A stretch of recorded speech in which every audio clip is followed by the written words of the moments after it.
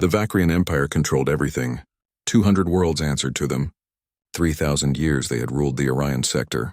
Their fleets moved through space like iron fists. Their laws were absolute. No one said no to the Empire, until the miners on Kepler 442b refused to pay. The colony was small. 3,000 people lived there, digging precious metals from the rocky ground. They worked hard. They followed the rules. They paid their taxes on time every year. Then the Empire doubled the tribute. The miners could not pay. If they did, they would starve. Their children would starve. The math was simple and cruel. They sent a message to the Empire explaining this. They asked for mercy. The Empire did not answer with mercy. Overlord Thane sat in his command chair aboard the Imperial flagship, Endless Night. The ship was massive, big enough to carry 10,000 soldiers.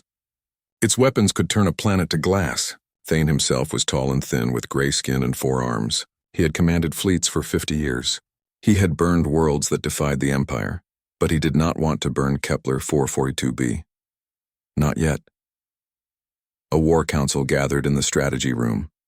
6 high commanders stood around a holographic display of the mining colony. They argued about the best response. Commander Vex wanted to send warships, park them in orbit and threaten bombardment. The miners would pay when they saw the guns pointed at their homes. Commander Drex disagreed. He wanted to cut off all supply ships. Let them starve slowly. Others would see what happens to colonies that refuse. Thane listened to them argue. Then he held up one clawed hand for silence. There is a human, he said. His voice was cold and smooth. Jake Morrison. He flies cargo between the outer colonies. The miners trust him. He brought them the message about the tribute increase. He told them to refuse. The commanders looked at the holographic display. A human face appeared in the air. Jake Morrison was 35 years old. Brown hair, average height, nothing special about him. He had flown cargo ships for 12 years.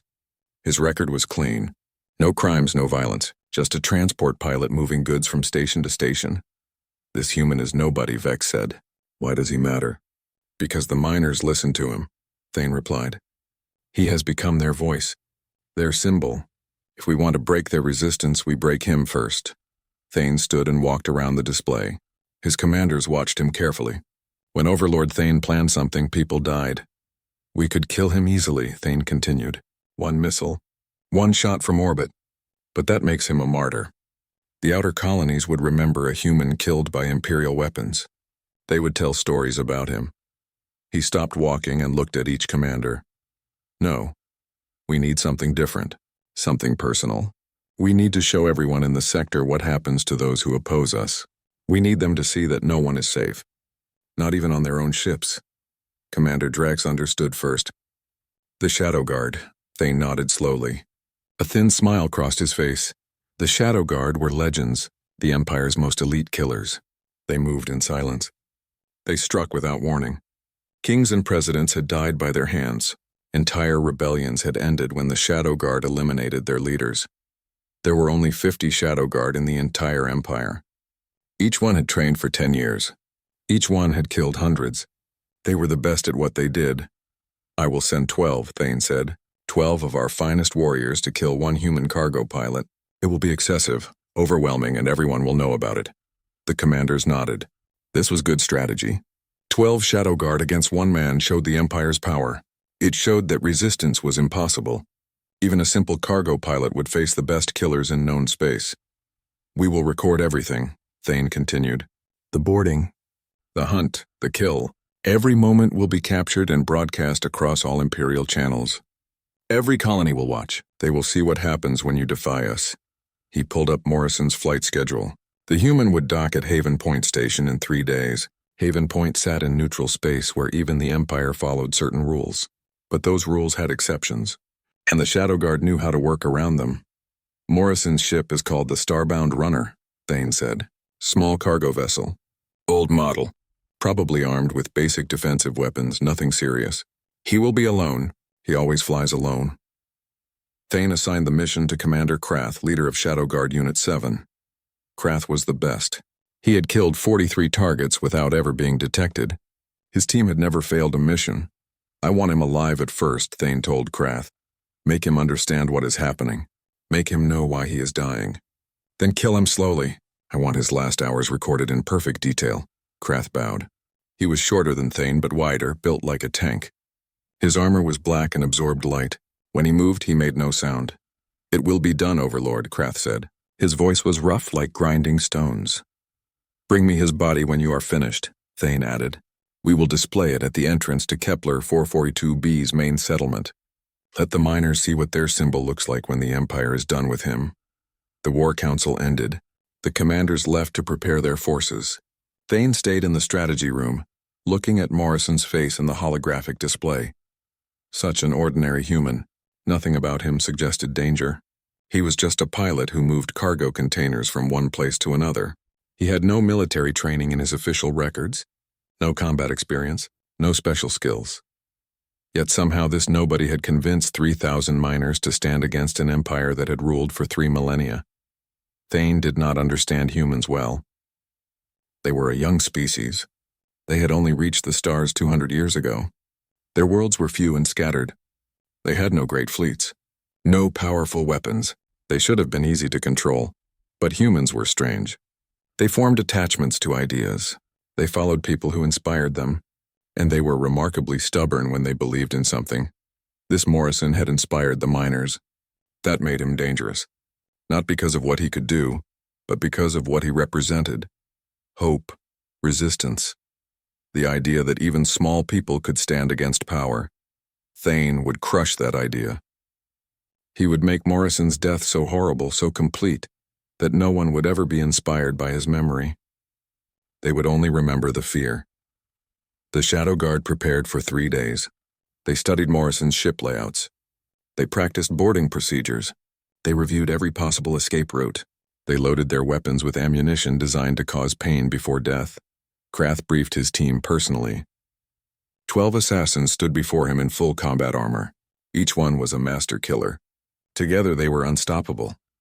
This human has made himself a problem for the Empire, Krath told them. We will solve that problem. We will board his ship at Haven Point. We will hunt him in his own corridors, and we will make him wish he had stayed silent. The assassins did not speak. They did not need to. They had worked together for years. They knew each other's movements like they knew their own heartbeats. On the 3rd day, they boarded a fast stealth ship and headed for Haven Point. The journey took 30 hours. They spent the time in silence, checking weapons, reviewing plans, preparing for the kill. Jake Morrison's ship was scheduled to dock in Bay 17. The Shadow Guard would wait until he was inside and the airlock sealed. Then they would enter through the station umbilical. 12 against 1. It would be over quickly, but it would not be over painlessly. Thane wanted Morrison to suffer. He wanted the recordings to show every detail. He wanted the outer colonies to watch and understand that the Empire's reach was absolute. The stealth ship arrived at Haven Point 6 hours before the starbound runner. The Shadow Guard transferred to the station using a maintenance airlock. No one saw them enter. No one knew they were there. They waited in the shadows near Bay 17. Their armor made them nearly invisible. Station security walked past twice without noticing anything. When the starbound runner appeared on the docking schedule, Krath activated his team's communication network. He sent one simple message to all of them. Target acquired. Begin operation. The hunt was about to begin. The starbound runner came out of jump space with a flash of blue light. Jake Morrison sat in the pilot's chair, drinking coffee from a metal cup. He had been flying for 16 hours straight. His eyes were tired, but his hands were steady on the controls. Haven Point appeared on his screens. The station hung in space like a giant wheel, spinning slowly. Lights dotted its surface. Dozens of ships were docked along its outer ring. It was neutral territory, a place where pilots from all over the sector came to trade, refuel, and rest. Morrison requested docking permission. The station master's voice came through the speakers. It was a Trellin named Voss, someone Morrison had dealt with many times before. Starbound runner, you are cleared for Bay 17. Docking fee is 200 credits. Will you need refueling? Affirmative on the fuel, Morrison replied. And I need to check an engine malfunction. Might take me a few hours. Noted. Welcome back, Jake. Morrison guided his ship toward the docking bay. The starbound runner was not pretty. It was 30 years old. covered in repair patches and blast scoring from micrometeorite hits. But it flew well. Morrison knew every sound it made, every vibration in the deck plates. He had bought the ship with money saved from 10 years of military service. That was before. Now he just moved cargo and tried to stay out of trouble, except he had not stayed out of trouble this time. The ship settled into Bay 17 with a gentle thump. Docking clamps grabbed the hull. The umbilical connection extended from the station and locked onto his airlock. Morrison shut down the main engines and started the docking checklist. He stood and stretched. His back hurt. His knees hurt. Flying cargo was not an exciting job, but it paid enough to keep him independent. He answered to no one. He chose his own routes. That freedom was worth the aches and pains. Morrison walked through the short corridor to the cargo hold. 3 large containers sat locked to the deck. Medical supplies for the outer colonies. Nothing illegal, nothing dangerous, just antibiotics and surgical equipment. He should have been thinking about the cargo. Instead, he was thinking about the message he had delivered to Kepler 442b 3 weeks ago. The Empire wanted more money. The miners could not pay. Morrison had told them they had a choice. They could refuse. Other colonies had refused before. Sometimes the Empire backed down when enough people stood together. He had known it was risky. He had known the Empire might respond with force. But he had also known those miners. Good people. Hard workers. They deserved better than to starve because some overlord wanted a bigger tribute. Morrison moved to the small galley and poured another cup of coffee. The ship was quiet. Just the hum of life support and the distant sounds of the station beyond the hull. He did not know that 12 killers were moving toward his ship. In the shadows near Bay 17, Krath gave the signal. The shadow guard moved forward in perfect silence. They had waited for Morrison to dock and seal his airlock. Now he was trapped inside his own ship. No escape routes, no help nearby. The first team of 4 approached the docking umbilical. They overrode the station's access codes in seconds. The airlock door opened without making a sound. They slipped inside like smoke. The second team followed. Then the third. 12 assassins now stood in Morrison's airlock. They could hear the hum of his ship's systems through the inner door. They could see the corridor beyond through a small window. Krath activated his helmet scanner. It showed heat signatures throughout the ship. 1 human in the galley, no other life forms. Perfect. He signaled his teams. 4 would go to the bridge, 4 to the cargo hold, 4 to engineering. They would trap Morrison in the center of his own ship. He would have nowhere to run. The inner airlock door opened. The shadow guard flowed into the starbound runner like a dark tide. Their armor made no noise. Their weapons were ready. They had done this 100 times before. The corridor was narrow and old. Pipes ran along the ceiling. The walls were dented and stained. This was a working ship, not a luxury vessel. It smelled like oil and recycled air. Team 1 headed forward to the bridge. The corridor curved slightly. They moved fast, weapons tracking every corner. The bridge door was closed but not locked. They paused outside listening. Nothing. No sounds. No movement. The team leader pushed the door open. The bridge was small and cramped. 2 pilot chairs, a navigation console, and walls covered with screens. Empty. Team 2 reached the cargo hold. The large bay door was sealed. They cut through the lock with a laser torch. The door slid open with a hiss. The cargo hold was dark except for emergency lights. 3 containers sat in the middle of the bay, exactly where they should be. The rest of the space was empty. No hiding places. No human. Team 3 went down to engineering. The corridor here was hot. The ship's reactor hummed loudly. They checked behind every panel, every piece of equipment. Nothing. Krath stood in the main corridor, listening to his team's report. Bridge clear. Cargo hold clear. Engineering clear. The human was not in any of those locations, but the scanner had shown a heat signature in the galley. Krath moved toward it, his weapon ready. 2 of his assassins followed him. The galley was tiny. A food processor, a small table, 2 chairs. A cup of coffee sat on the table, still steaming. Morrison had been here seconds ago, but he was not here now. Krath scanned the room carefully. No other doors. No vents large enough for a human. The walls were solid metal. There was nowhere to hide. He picked up the coffee cup. Still hot. He set it down and checked his scanner again. No heat signatures. Anywhere on the ship. Search again, Krath ordered through the team channel. He must be here. The Shadow Guard tore through the starbound runner. They opened every panel. They checked every storage locker. They scanned behind every piece of equipment. They searched for 30 minutes. Jake Morrison was not on his ship. Krath stood in the bridge, trying to understand. His scanner had shown a human heat signature. They had confirmed Morrison had docked. The station logs showed he had paid his docking fees and entered the umbilical. He should be on this ship, unless he had left. Krath contacted his observer on the station. Check the security footage. Airlock 17. Did anyone leave after the starbound runner docked? The observer accessed Haven Point's security system. It took 2 minutes to review the footage. Confirmed. 1 human left through the maintenance corridor 30 minutes before we boarded, carrying a small bag. He went into the lower levels. Krath felt something unfamiliar. Confusion. Morrison had known they were coming. Somehow, he had known. He had docked his ship, paid his fees, and then walked away. Like he was expecting them.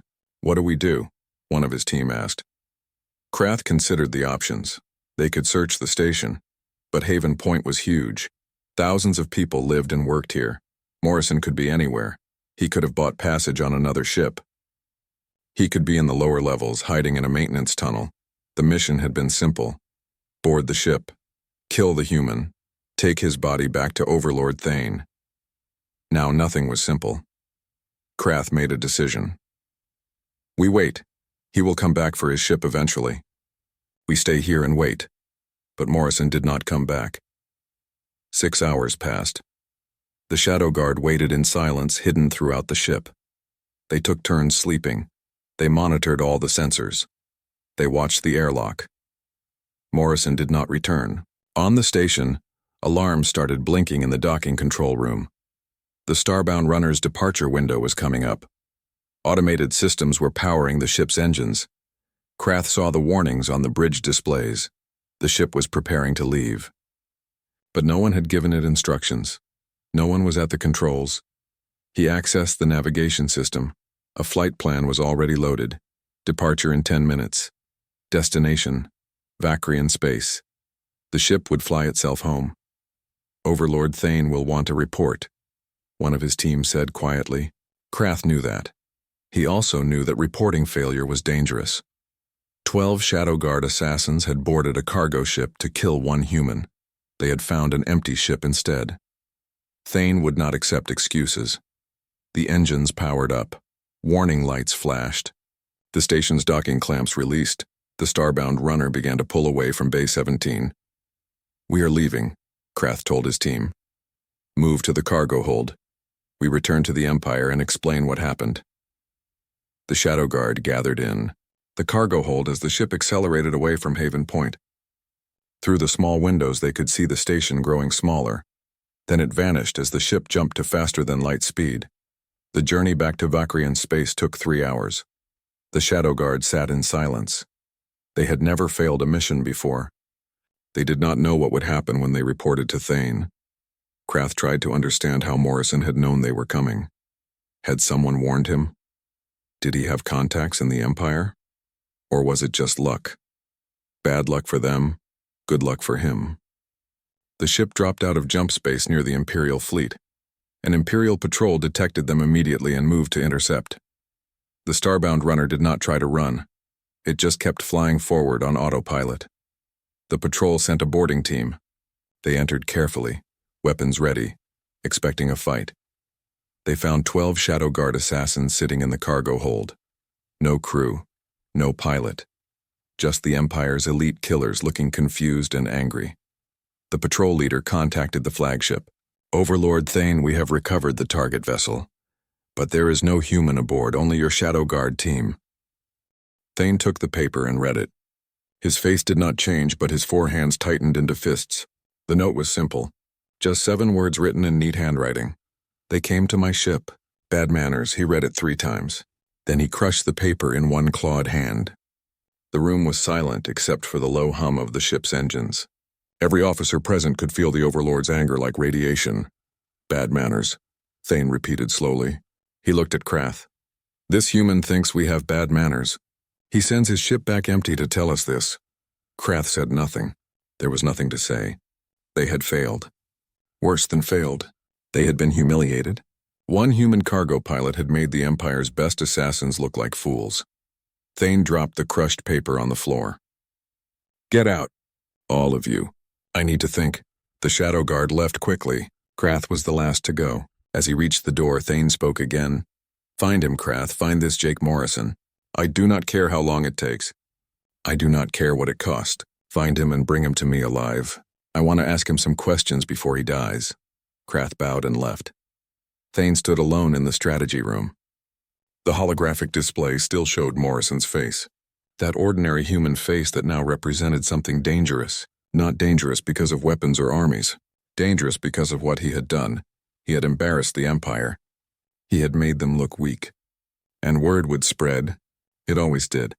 Within days, every colony in the sector would know the story. The Empire sent 12 elite assassins to kill one man. The man walked away and sent the ship back empty. It was a better message than anything the miners could have planned. Better than speeches or protests.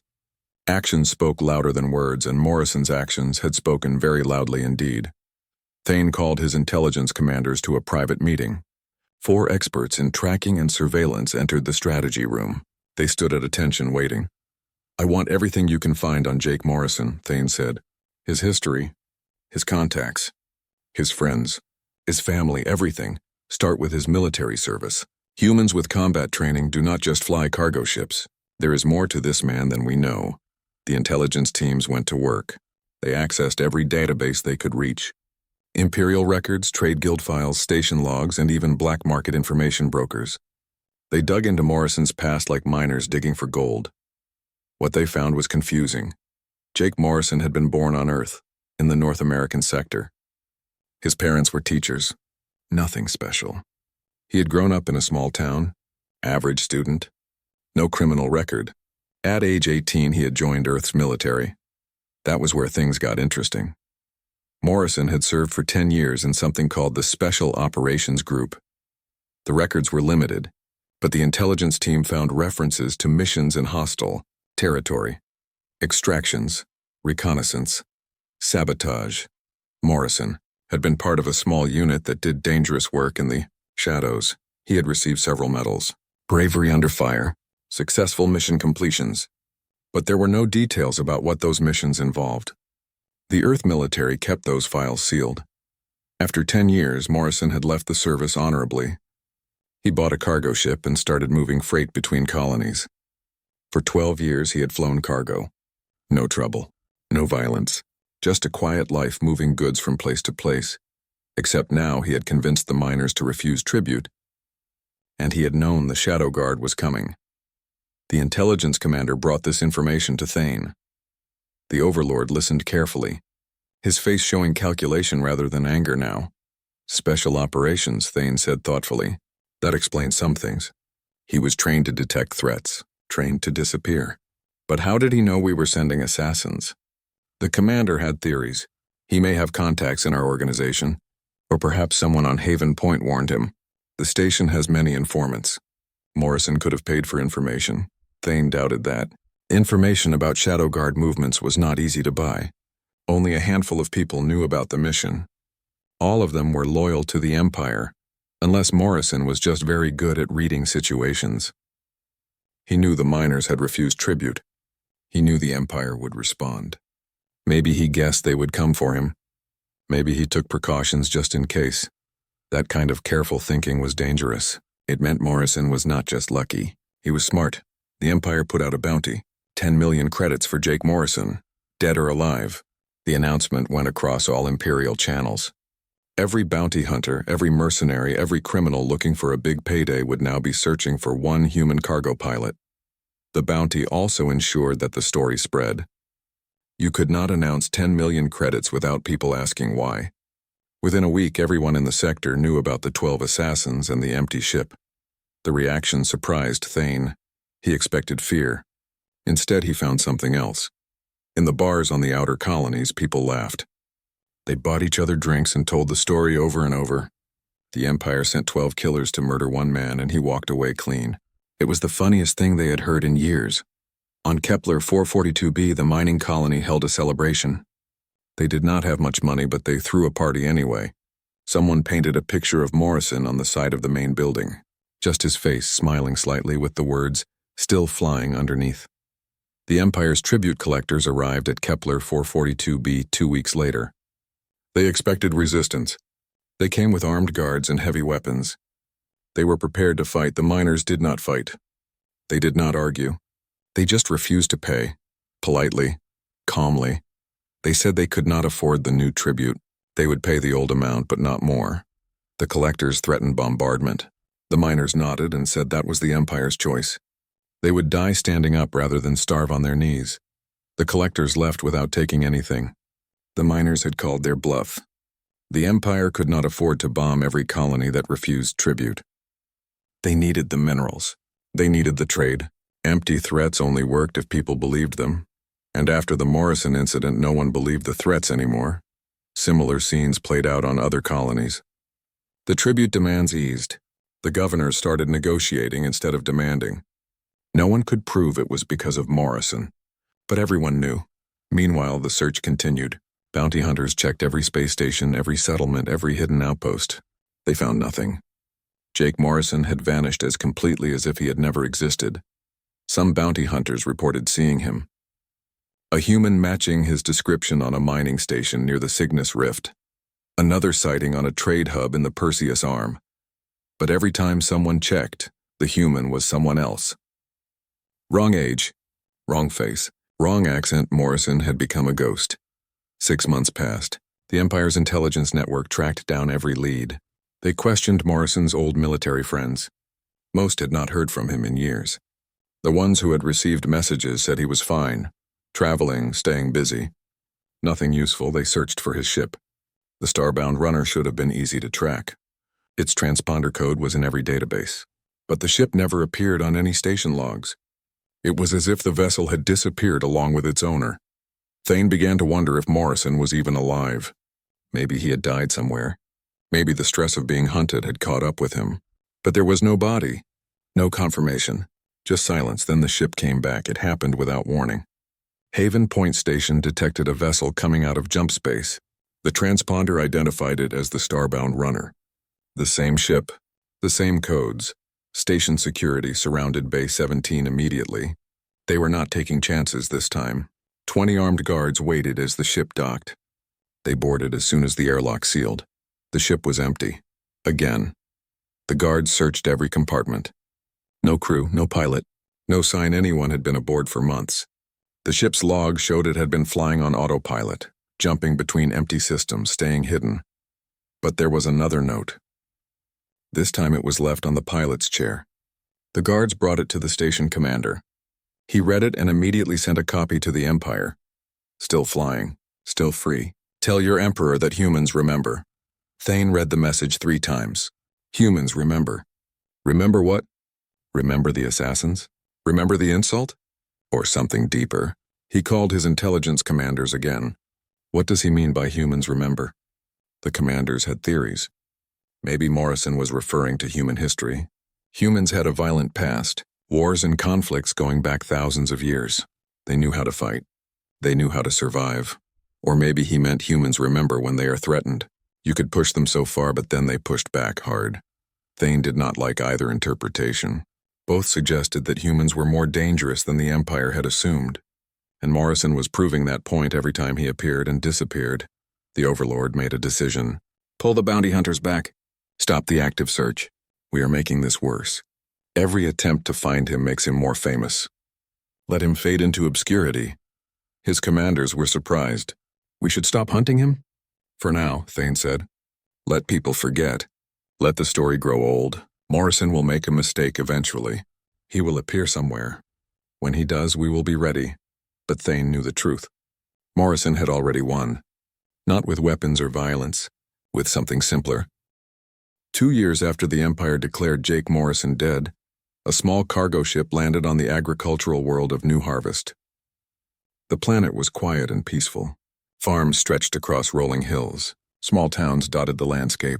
People here grew food and raised livestock. They minded their own business.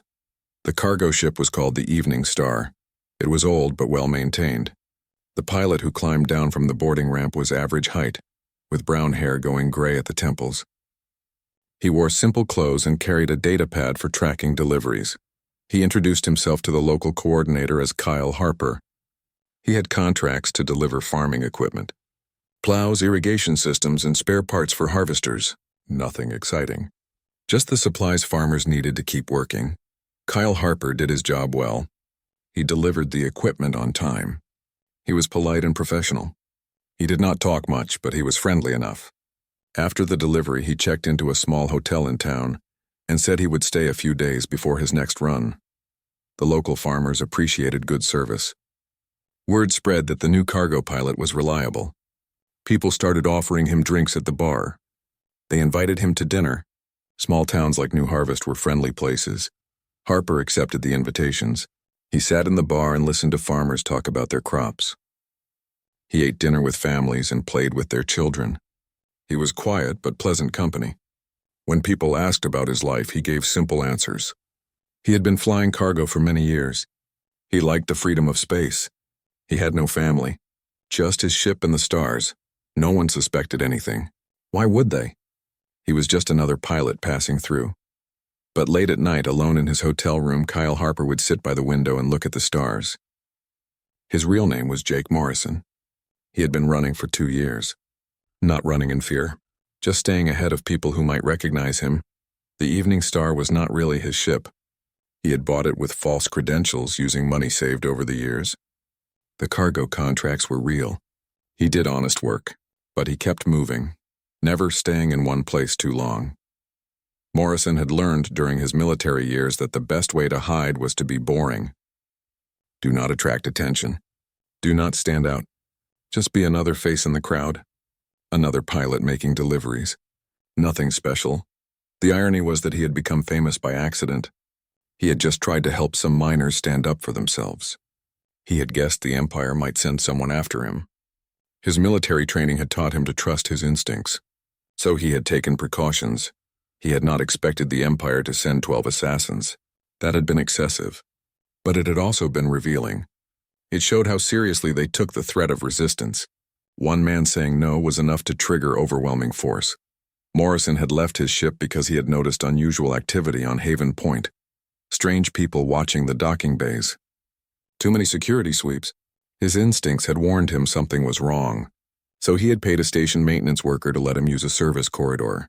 He had walked out carrying just a small bag with essentials. He had set his ship's autopilot from a remote terminal in the lower levels. The starbound runner had departed on schedule, flying itself back toward Imperial space. Morrison had watched it go from a station window. Then he had bought passage on a freight hauler heading the opposite direction. By the time the Empire realized he was not on his ship, he was 3 systems away. The note had been an impulse, maybe not smart but satisfying. They had come to his ship uninvited. That was rude, so he had left them a message. Now, 2 years later, he still thought about that decision.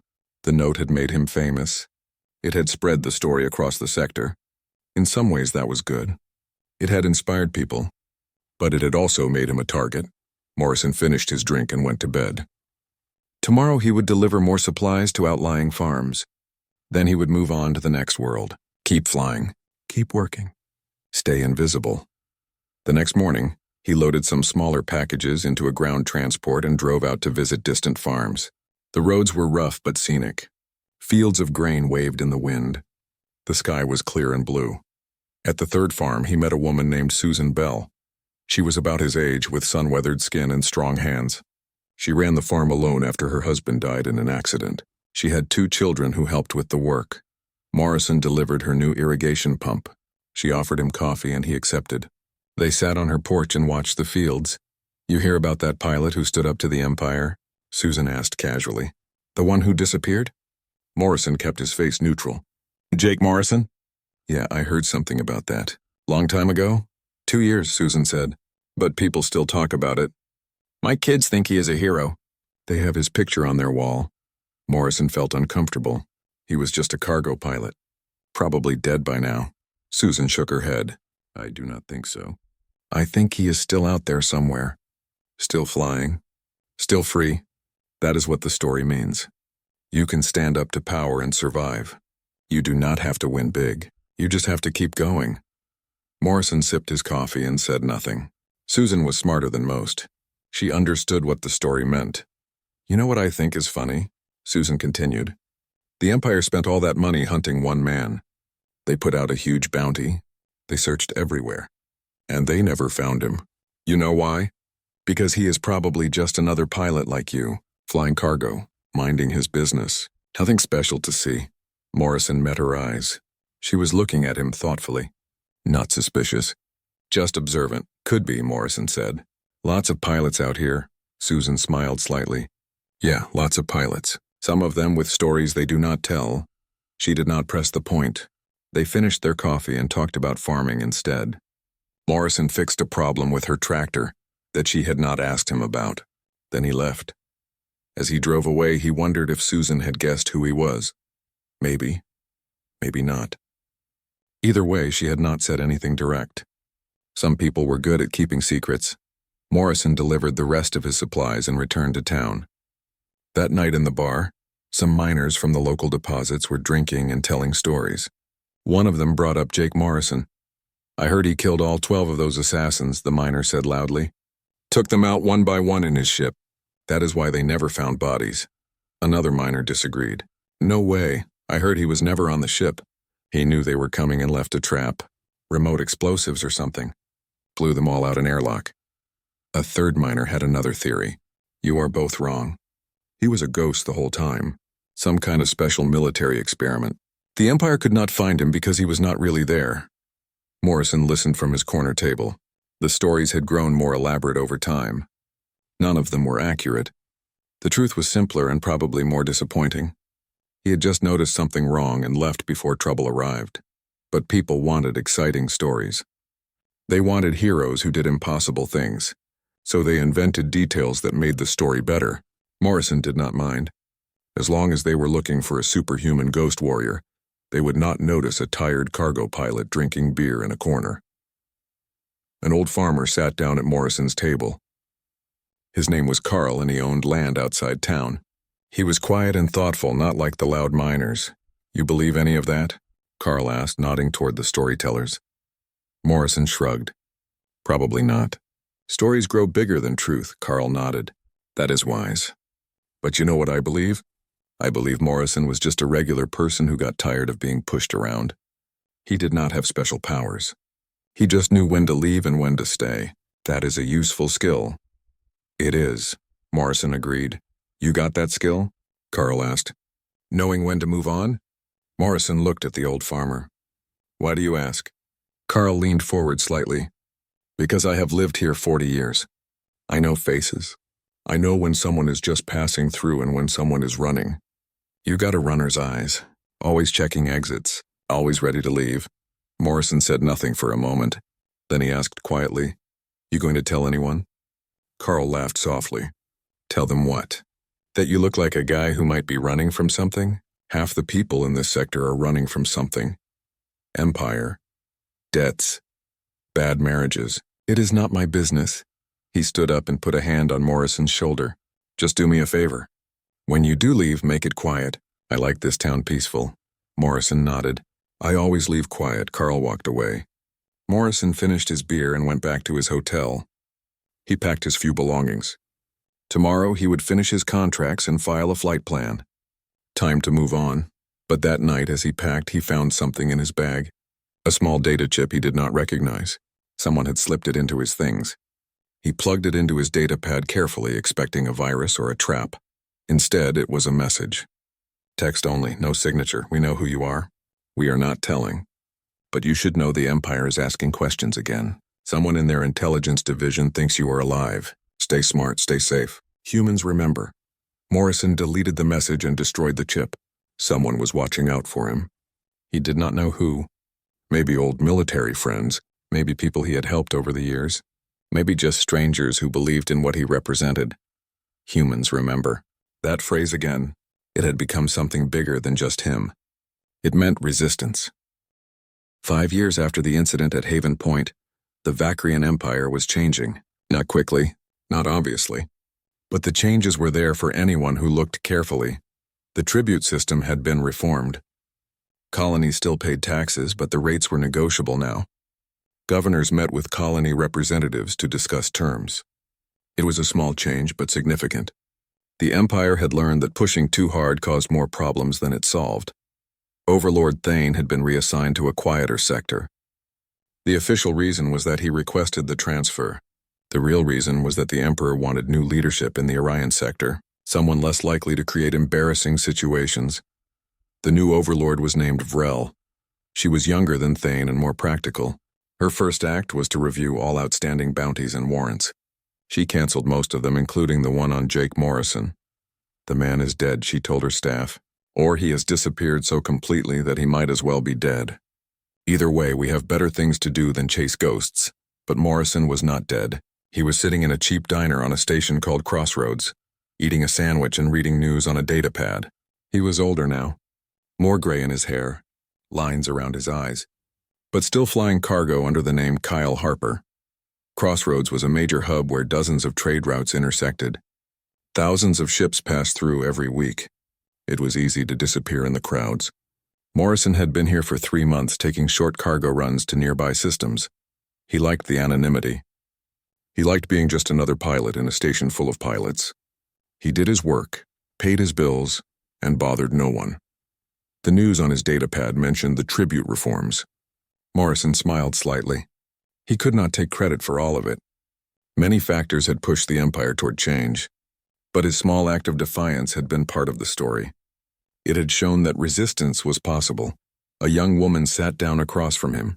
She was maybe 25, with dark hair and nervous energy. She wore a pilot's jacket that looked new. "You are Kyle Harper, right?" she asked. "The cargo pilot?" Morrison nodded cautiously. "That is me. Do we have business?" "Not exactly. I'm looking for advice. I just bought my first ship. I want to run cargo independently, but I do not know where to start. Someone said you have been flying for a long time. They said you were reliable." Morrison relaxed. "Just a new pilot looking for guidance. That happens sometimes." "What kind of ship did you buy?" They talked about cargo routes and freight contracts. Morrison gave her practical advice. Avoid the big corporations at first.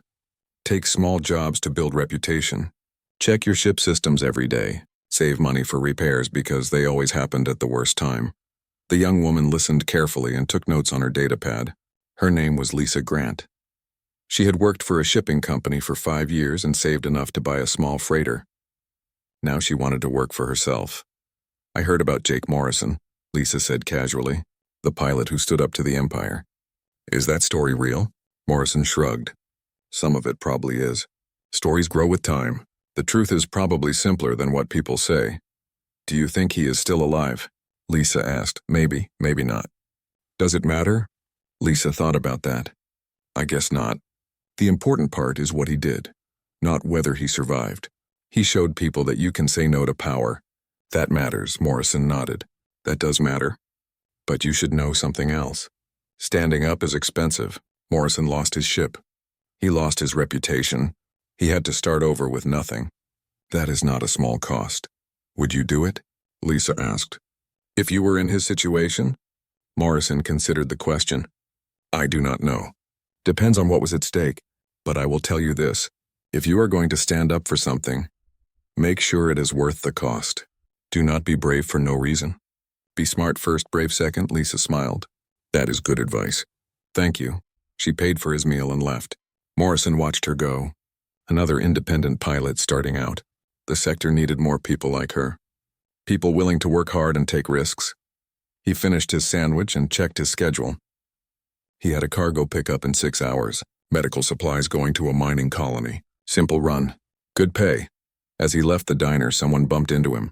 A tall human male, older, with military bearing. The bump was deliberate. Morrison felt a small object pressed into his hand. The man walked away without speaking. Morrison palmed the object and kept walking. He found a quiet corner and looked at what he had been given. Another data chip.